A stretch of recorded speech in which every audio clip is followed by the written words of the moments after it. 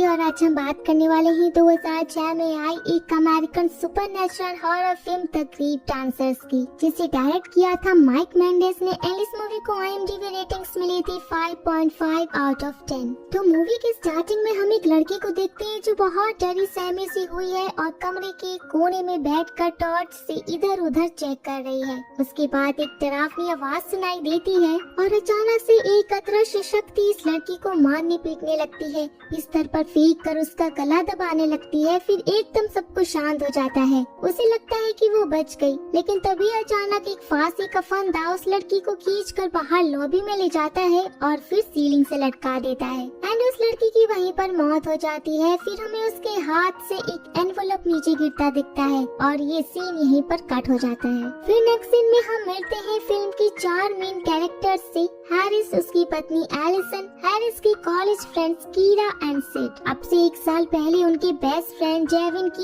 एक car accident में मौत हो गई थी। वो लोग उसी के फ्यूनरल में यहाँ आए हुए हैं। कुछ टाइम वहाँ पे रुकने के बाद एलिसन घर लौट जाती है और हैरिस, कीरा एंड सिड अपनी पुरानी यादें ताज़ा करने के लिए कुछ टाइम रेस्टरूम में स्पेंड करते हैं। अब रात के 11 बज चुके थे। हैरिस घर जाना चाहता था, लेकिन सिड चाहता था कि वो तीनों पर्सनली अपने दोस्त को अलविदा कहें। इसलिए रात को उस समय वो तीनों ग्रेवयार्ड पर जाते हैं। वो लोग दुखी तो थे ही उस समय, लेकिन वो लोग अपना गम भुलाने के लिए वहाँ ड्रिंक करने लग जाते हैं और फिर अपने आप में ही बिजी हो जाते हैं। हैरिस अपनी एक्स गर्लफ्रेंड कीरा के साथ तो फ्लर्ट भी करने लग जाता है। किसी को ये ख्याल तक नहीं रहता कि ये जगह कौन सी है और वक्त क्या हो रहा है। फिर सिड को अपनी दोस्त की कब्र के ऊपर से एक एनवलप मिलता है। ये वही एनवलप था जो हमने स्टार्टिंग में उस लड़की के पास देखा था। सिड उसे खोलता है, उसमें लिखा था जो अभी भी जी रहे हैं उन्हें ये जिंदगी मुबारक, जितना जियो खुलकर जियो, हैव फन। और इस जीवन को एंजॉय करने के लिए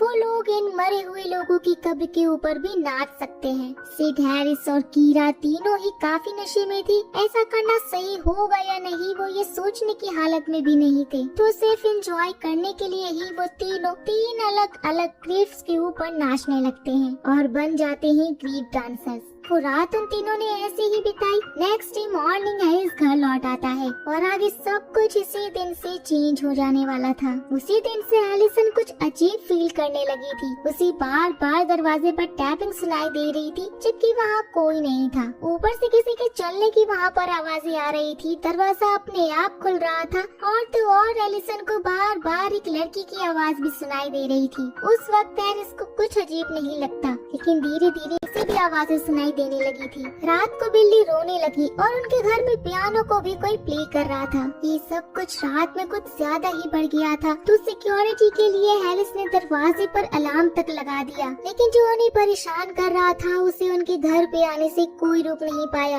एक रात जब एलिसन कमरे में अकेली सो रही थी तो एक लड़की की आवाज से उसकी नींद टूट जाती है, जैसे कोई विस्पर कर रहा हो। जैसे ही वो पीछे मुड़ती है उसे सफेद कपड़ों में एक लड़की दिखाई देती है। वो कह रही थी कि हैरिस सिर्फ उससे प्यार करता है और साथ ही वो एलिसन पर हमला कर देती है। तो एलिसन भागते हुए नीचे जा पहुंचती है। हैरिस उसे संभाल तो लेता है, लेकिन एलिसन बिल्कुल श्योर हो चुकी थी कि ये सब कुछ कीरा ही कर रही है, क्योंकि वो फ्यूनरल के बाद से ही हैरिस को बार बार कॉल कर रही थी, इवन घर में भी। और एलिसन की आवाज सुनते ही वो फोन काट देती थी। एलिसन को ये लगने लगा था कि शायद कीरा को अपना बॉयफ्रेंड वापस चाहिए, लेकिन हैरिस इस बात को इतना इम्पोर्टेंस नहीं देता। लेकिन अलार्म तो बजा था, फोर्स एंट्री तो हुई थी और अलार्म की वजह से घर में पुलिस तक पहुंच चुकी थी। लेकिन पूरे घर में अच्छे से सर्च करने के बाद भी उन्हें कुछ नहीं मिला।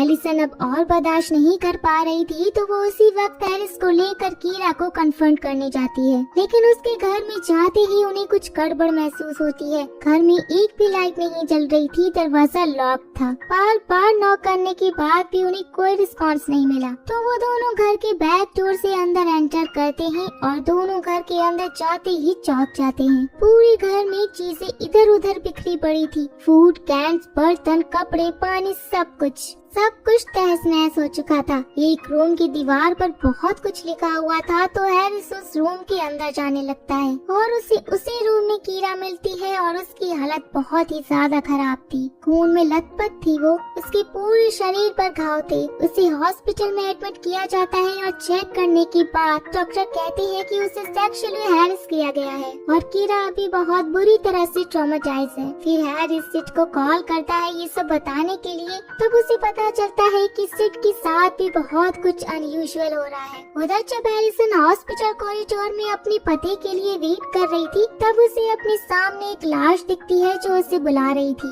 उसके पास जाते ही वो लाश उसे खींचने लगती है। एलिसन बहुत ज्यादा डर गई थी, वो चिल्लाने लगती है, लेकिन जब हैरिस आकर देखता है तो वहाँ पर कुछ नहीं था। तो वो उसे लेकर उसी वक्त सिड के घर जा पहुँचता है। तो वहाँ पर उनकी मुलाकात होती है दो पैरानॉर्मल इन्वेस्टिगेटर्स फ्रांसिस और विंसेंट से। असल में पिछले 3 हफ्तों से एलिसन और हैरिस के साथ जो कुछ भी हो रहा था इस घर में भी वही सब हो रहा था। बार बार जगह जगह आग लग रही थी, छोटे बच्चे के फुटप्रिंट्स दिखाई दे रही थी और इन सब से सिड का मानना था कि ये घर हॉन्टेड है। लेकिन अगर ये घर हॉन्टेड होता तो हैरिस के साथ भी सेम टाइम पर ये सब चीजें क्यों होती। ऊपर से कीरा ने भी बयान दिया था कि उसके साथ भी ये सब कुछ हो रहा है 3 हफ्ते पहले से ही, यानी कि प्रॉब्लम इन 3 लोगों के साथ ही है, ना किसी के घर में। इन लोगों ने ही जरूर कुछ किया होगा। फिर एलिसन अपने पति को फोर्स कर पूछती है और तब जाकर सभी को उस फ्यूनरल वाली रात के बारे में पता चलता है। तब हमें ये भी पता चलता है कि उन लोगों ने सिर्फ ना उन कब्र पर डांस किया था बल्कि सिड और हैरिस ने उस पर टॉयलेट भी किया था। फिर सिड उन्हें उस ब्लैक कार्ड के बारे में बताता है जिसे फ्रांसिस और विंसेंट को कुछ हिंट्स मिलते हैं और वो डिटेल में स्टडी करने लगते हैं। फिर उन्हें पता चलता है कि इन 3 लोगों ने उन कब्र के अंदर सोई हुई आत्माओं का अपमान किया था जिससे उन पर कर्ज लगा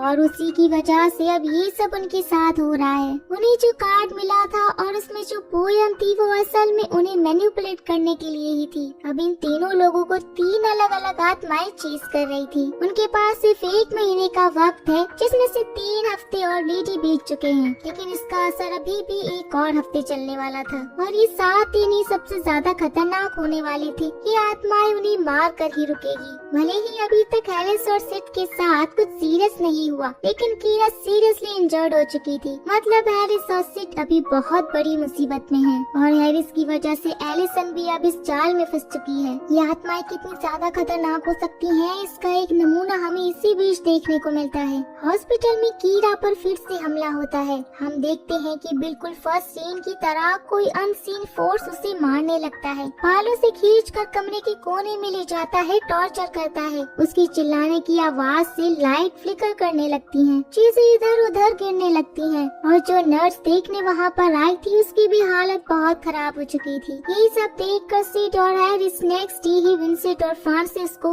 उस ग्रेवयार्ड में ले जाते हैं किसने कौन सी ग्रीव पर डांस किया था ये दिखाने के लिए। और जो पता चला था वो ये है कि तीनों ग्रीव से किसी न किसी क्रिमिनल की थी। सिड वाली आत्मा थी एक छोटे 8 साल के बच्चे की जो कि मेंटली सिक था और उसका आग के प्रति एक अट्रैक्शन था। वो आग के साथ खेलना पसंद करता था, उसे मजा आता था। फाइनली एक रात उसने अपने पूरे परिवार को जलाकर मार डाला। हैरिस को जो आत्मा चेस कर रही थी वो एक पागल पियानो टीचर की आत्मा थी जिसने अपने लवर और उसकी पत्नी का खून किया था, वो भी कुल्हाड़ी से मार के। लेकिन जो सबसे ज्यादा खतरनाक आत्मा थी वो कीरा को चेस करने वाली आत्मा थी। वो एक साइकोमैनिक था जो लड़कियों को केज में रख कर उन्हें टॉर्चर करता था। इनफैक्ट उसके मरने के बाद पुलिस को उसके घर में केज के अंदर से 2 लड़कियों की स्केलेटन भी मिली थी। इसे पढ़ने के बाद वहाँ सबको अपने एक्सपीरियंस से रिलेट करना आसान हो गया था। हैरिस के घर में ये पागल पियानो टीचर ही हॉन्ट कर रही थी, उसे ही एलिसन कीरा समझ रही थी और पियानो की आवाज भी उसी की वजह से आ रही थी। सिड के घर में फुटप्रिंट्स उसी 8 साल के बच्चे की थी और कीरा को उस साइको आदमी के टॉर्चर का ही शिकार होना पड़ा था। अभी कुछ ही दिन बाकी है 1 महीना खत्म होने में। ऐसे में इस शाप को खत्म करने का एक ही उपाय है, इन तीनों लाशों को कब्र से निकाल कर फिर से दफन करना होगा प्रॉपर तरीके से। तो हैरिस, कीरा और सिड ऐसा ही करते हैं। कब्र खोदते समय भी उनके ऊपर वो आत्माएं हमला कर रही थी। कीरा तो उसी कॉफिन में दफन तक हो गई थी। सिड के शरीर पर भी आग लग गई थी, लेकिन समहाउ वो उन स्केलेटन को बैग में भरने में कामयाब हो चुके थे। फिर अगली सुबह ही उन तीनों बैग्स को दफन कर दिया जाता है और सब सभी राहत की सांस लेते हैं, लेकिन इन चीजों से पीछा छुड़ाना इतना आसान तो नहीं था। रात में हैरिस और एलिसन जब सो रही थी तो एलिस को बाथरूम में से आवाज सुनाई देती है। वो एलिसन को बुलाने ही वाला था कि तभी वो देखता है एलिसन तो बाथरूम में से निकल रही है। तो उसके पास ये कौन सोया हुआ है? जब वो लाइट जलाकर देखता है तो देखता है कि उसी औरत की आत्मा है। मतलब कुछ भी खत्म नहीं हुआ था। उधर सीड और कीरा पर भी हमला हुआ था तो वो सब मिलकर फ्रांसिस और विंसेंट के घर जा पहुंचते हैं। शायद उनके पास कोई और उपाय हो, लेकिन वो लोग भी समझ नहीं पा रहे थे कि ऐसा क्यों हुआ। ये शाप अभी तक कंटिन्यू क्यों हो रहा है? अब सिर्फ आज रात की रात ही बाकी है। अगर वो लोग किसी तरह से इसे सरवाइव कर पाए तो वो लोग बच जाएंगे। उन्हें लगा वो इस घर में सेफ है, लेकिन वो इस घर में भी सेफ नहीं थे। पहले कमरे में आग लग जाती है और फिर जब इधर उधर वो लोग भागने लगते हैं तो कीरा पर वो साइको आदमी हमला कर देता है। कीरा बेसमेंट में पहुंच चुकी थी। वो उन लड़कियों को देख पा रही थी कि कैसे वो आदमी उन लड़कियों को टॉर्चर करता था। उनकी कंडीशंस, खून, दर्द, उनकी चिल्लाहट, सब कुछ वो महसूस कर पा रही थी। मौत के बाद भी उस आत्मा को शांति नहीं मिली थी। वो अपनी शिकार कीरा पर कब्जा कर लेता है और उसको गला काट कर उसे मार डालता है। ये भयानक दृश्य देखने के बाद अब कोई भी इस घर में रुकना नहीं चाहता था, मगर वो लोग इस घर से भी बाहर नहीं निकल पाए क्योंकि भूकंप होने लग जाता है। पूरा घर हिल रहा था, लेकिन जब फाइनली वो लोग दरवाजा खोलते हैं तो देखते हैं कि पूरे घर को चारों तरफ से लोहे की फेंस से कवर किया गया है। कोई भी दरवाजा और कोई भी खिड़की ओपन नहीं हो रही थी। फिर सभी लोग अब आगे क्या होगा ये सोचकर डर रहे होते हैं कि उसी बीच फ्रांसिस एक राज का खुलासा करती है कि उसे पता है कि ये शाप खत्म क्यों नहीं हुआ, क्योंकि उसने उन बैग्स में से उन 3 स्केलेटन हेड को निकाल लिया था। असल में वो उसे ऐसा प्रोजेक्ट ट्रीट कर रही थी जिसके लिए उसे एविडेंस की जरूरत थी, इसलिए उसने उन हेड्स को अपने पास ही रख लिया था। तब उसे कोई फर्क नहीं पड़ा, लेकिन अब उसकी जान भी खतरे में है। ऊपर से कीरा की लाश भी गायब हो चुकी थी। उस पियानो टीचर की आत्मा ने उसकी बॉडी को पोसेस कर लिया था और अब वो उन सभी को कुल्हाड़ी से मारने लगी थी। फिर वो लोग उन तीनों हेड्स को बैग में डालकर भागने में कामयाब हो जाते हैं, मगर फ्रांसिस को उस आत्मा ने मार डाला। नेक्स्ट था सिड। उसको उस बच्चे की आत्मा एक कमरे में बंद कर लेती है और आग लगाकर मार डालती है। उस आग में विंसेंट भी घायल हो गया था। फिर एलिसन और हैरिस उस बैग को लेकर ऊपर की तरफ भागते हैं। एटिक में से एलिसन नीचे जंप करती है जिससे वो बैग दफना सके, लेकिन उस पियानो टीचर का हेड उससे गिर जाता है। हैरिस उसे उठा तो लेता है, मगर ये आत्मा उसे कॉर्नर कर चुकी थी। हैरिस के पास भागने के अलावा और कोई रास्ता नहीं बचा था। उसी वक्त एलिसन गाड़ी लेकर डायरेक्टली घर में घुसा देती है। अपने पति को बचाती है, लेकिन इस आखिरी घंटे में ये आत्माएं बहुत ज्यादा शक्तिशाली हो चुकी थी। वो अपने शिकार को छोड़ने के लिए तैयार ही नहीं थी। इस बार हैरिस के साथ साथ एलिसन पर भी हमला होता है। वो दोनों ही हार मान चुकी थी कि यहीं पर शायद अब उनका अंत है। कि आत्मा हैरिस को जिंदा ही दफना देती है। बेचारी एलिसन में इतनी ताकत ही नहीं बची थी कि वो अपने पति को और बचा पाए। ऐसे में तभी विंसेंट आकर उस हेड को दफना देता है और आत्मा को नर्क में जाने का ऑर्डर देता है। मतलब कि फाइनली अभी कर्ज खत्म हो ही गया। एलिसन और विंसेंट दोनों मिलकर हैरिस को बाहर निकालते हैं। कीरा और सिड का प्रॉपर फ्यूनरल किया जाता है। इसी के साथ साथ इनकी लाइफ से ये कर्ज भी खत्म हो जाता है। मगर ये कर्ज किसी और के लिए जाल बिछा रहा था और इन सब के पीछे उस ग्रेवयार्ड के सिक्योरिटी गार्ड था जो कब्र के ऊपर वो ब्लैक एनवलप छोड़ता था। इस मूवी में सिक्योरिटी गार्ड की प्रेजेंस बहुत ही कम है, लेकिन इम्पोर्टेंट सबसे ज्यादा, क्योंकि वो ही इस जाल को बिछाने का काम करता था। लेकिन सवाल ये था कि वो ऐसा करता क्यों था? शायद से वो नर्क का यमदूत था जो लोगों को ललचाकर नर्क में ले जाता था। ये गार्ड जो कि एक शाप है, हो सकता है कि उन आत्माओं को उनका शिकार दिलवाने में उसे भी कुछ फायदा मिलता हो। प्योर सोल जिन्हें सही गलत का फर्क पता था, वो लोग इससे सेफ रहते थे। गलत लोग ही इस जाल में फंस जाते थे। जो मजे लेने के लिए दूसरों के गम पर नाचते हो, उन्हें तो नर्क में ही जाना चाहिए। आई होप गाइस कि ये मूवी आपको पसंद आई हो। अब तक के लिए सिर्फ इतना ही। अब मिलेंगे नेक्स्ट वीडियो में, तो तब तक के लिए take care and tata bye bye.